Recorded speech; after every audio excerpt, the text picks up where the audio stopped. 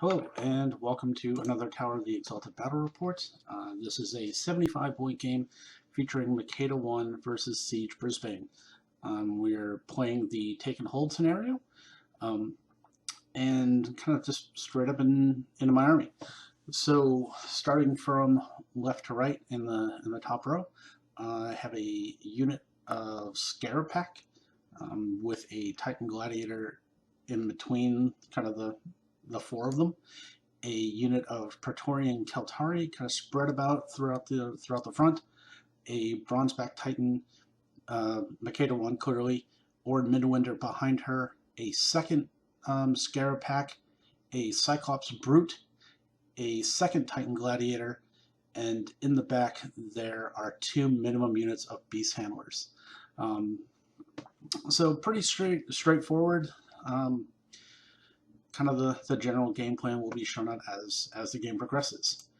And here we go with another terrible, awful, blurry picture. I apologize. I really got to make sure that I'm taking better care of these. Usually when I'm playing, I want to just kind of keep the game moving, so I don't really take too long just to make sure I get nice, crisp pictures. But it's something that I definitely want to make sure that I'm doing better in the future. So the Siege Brisbane list is we have a unit of trenchers in the AD line with a pair of the Rifle Grenadiers. Starting from left to right in kind of the normal deployment line, there are two of three Stormsmith Stormcallers. There is a Charger and a Journeyman Warcaster. There in the, obviously, clearly in the middle is a Stormwall. Immediately to our right of that is Siege with his Defender. There is a Squire in the back. The third of the Stormsmith Stormcallers is next to the Defender, and a Gunmage Captain Adept rounds out the list. So this is, I had no real idea what my opponent was going to be bringing. His name's Kenny. I just asked him ahead of time, can you bring something with a respectable amount of guns? And he said, I have a list that I've been willing to try. It has a respectable amount of guns. I was like, excellent. So, and here we go. So turn one sees everything running forward, as is usually the case. As far as spells go, Makeda puts out Subjugation of Will on herself. She puts Quicken on the Praetorian Keltari, who run forward as fast as they can. So it brings them up, against shooting, it brings them up to a very respectable defense 17, defense 19 to those two Keltari on that hill off to the right. So kind of the main theory with this list is between the Keltari and the 80 wounds of Scarab Packs that all have Shield Guard thanks to Subjugation of Will. It basically just catches bullets and then delivers 3 Titans into the enemy lines. Kind of hoping, for the fact that if it is kind of like a really dedicated gun line, hopefully the list won't have enough melee punch to kind of deal with 3 Titans once they get there. But, we all know, who knows how that will go. Also, the other thing that's nice with Makeda's 1 feat, she gets to bring back Scarab Packs because they are grunts and living. So it was kind of a really weird thing where her feat doesn't necessarily say warrior models, it just says grunts. So the Scarabs get to come back and provide even more shield guards. And also speaking into the shield guards, or the Scarabs, I should say, I never really felt the need to put their animus on them. I understand that they are defense, 11, armor 12, armor 16, thanks to the borrowed Carapace rule from the Eritis. But them having defense 15 would be nice, but I figure, they're there to be shot at. So I don't mind the fact that they're being defense 11, because if they're taking the shield guard hit, they're going to be hit automatically. And at least also with the defense 11, they have such bad kind of stats that people will just take shots at them just because. You know, some people might say, oh, well, I'll just, you know, shoot at them rather than shooting at the Titans, and that's what they're there for anyways. Um, I don't know. I'll have to play around with it more. Maybe I'll throw in some of their digging animus every once in a while. Sometimes not. Well, we'll see what happens. Also, the Cyclops Brute, which I don't think I stated him in the initial deployment. Um, I know it might seem a little odd throwing in a model with Shield Guard when Makeda has a upkeep spell that's entirely designed to make everybody Shield Guards, at least in her battle group.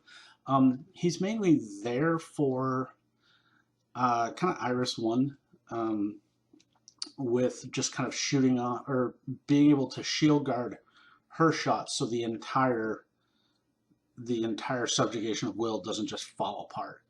Um, I mean, how often I'll be seeing Iris 1, I have no idea. Um, but she seems like a really good option. But then again, with the way that lists are working now, um, I don't know if people are going to be that much scared of upkeeps to include her. Might find other options, mainly maybe through spells, and we have Orm Midwinter for that. So perhaps I might take out the brute and maybe put in a Cyclops Shaman, or just take those points and do it into something else. I don't know. I want to play a few games with the brute, kind of see what he really does and if he might need it to be used elsewhere. So, anyways, on to Signar turn 1.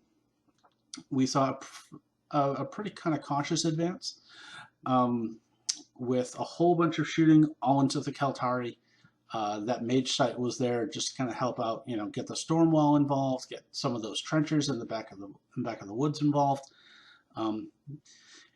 and killed off half of my Praetorian, which is, you know, it's not terrible. I mean, there's still 5 guys in there with reach and parry and stuff that can still engage a lot of trenchers, kind of blunt some of that mass little amounts of shooting that they can do. The other thing also, we saw the Stormcallers on the left kind of run around a little bit, trying to gear up for more triangulations and things next turn. This is also what I've played this list twice, and this is kind of something where I find that a lot of the deaths will happen before kind of the Keltara get engaged, and they don't really need Quicken after that point. So I'm kind of toying with the idea of feeding bottom of 1, especially if there's a big range presence, because usually there's enough shooting kind of force to bear to you know, take it down to about half strength, maybe a little bit further, but not to wipe out the unit entirely. So I kind of will get to maximize more of Makeda1's feat, as, you know, well, as kind of terrible as it is, but still, you know, trying to make the best of what you have. So on to Scorn turn 2. This is where we really press forward into the Signar lines. Like I was saying, the Keltari charging in under Carnage, trying to kill as many trenchers as they can, repositioning just to engage and shut down some extra shooting. Subjugation of Will was still upkept. I think I dropped Quicken. I don't remember, but I don't see the token near the unit leader who's on the hill. So I imagine I did. I did drop it. And we just, you know, kind of cautiously advance, and just kind of see what happens over in Siege's turn on turn 2. And a massive blow was dealt to my force. As you can see here, the Stormwall charging through the forest with Mage Sight, under Siege's feet turn, destroyed a Titan Gladiator, nearly destroyed the Bronze Back. I think it had about 4 boxes left. All 8 of the Scarabs are dead because I was just shield guarding as much as I can, just kind of keep those Titans alive for the next turn. And, you know, a few of the beast handlers on the left hand side died. The triangulation from between the storm pod and the two Stormsmith storm collars on the left was really pretty impressive, getting all of those out there, and also the other storm collar on the right. There was a lot of triangulation that was going on, which is really kind of impressive to see. I hope to see more of the Stormsmiths um, in the future. So, but I mean, we still had the bronze back alive. The other Titan Gladiator, who was near the hill, still alive, not too damaged. Makeda's still on full health. Or Midwinter ended up dying. I believe he died to the Gunmage Captain Adept after the Scarabs were gone. So really, really big swing here for the Signar forces. The one thing that I don't know if my opponent even thought about or took kind of stock in was, while this is Makeda's feet turn, I'm not going to be getting back any of the Scarabs, but I am going to be getting back 2 of the Keltari because there were 5. There's only 3 left, so there's 2 that died. And if you notice, there's one trencher kind of in between those 2 Keltari, right in front of the Gladiator, that are preventing that Gladiator from charging straight into Siege. When it was my turn, I checked the measurement, and I think Siege was about 9.5 inches away. So a simple rush and charge, and it was in range to the Titan, and I think Siege was camping too at this point. I think it was kind of lucky that I presented the Stormwall with such a juicy option of the Gladiator and the Bronze back, where he kind of had to go towards it, and kind of didn't really have an answer too much for this Gladiator. So, but anyways, on to Scorn turn 3. Oh, and also I should say, if there's any sort of questions, that Storm Pod did end up being within 4 of the flags, so Makeda wasn't able to score any control points at the end of Signar turn 2. So, on to Scorn turn 3. A little blurry, not too bad. Beast Handlers came back, and some Keltari came back. Unfortunately, for the Beast Handlers who did come back, because of the fact that they have to give up their combat action, that also means that they can't do any of their beast manipulation abilities. So that was kind of unfortunate. I know that the Master Beast Handler, I think, was within Medicate range to walk up to the Bronze back and heal it for a bit, and I think it did, not very effective damage onto the Storm Wall. Makeda walked up to the other side of the flag, still being in contact with it, threw up Carnage, made sure that if I could get a charge lane off, the Titan Gladiator would still make sure that I was in my control range.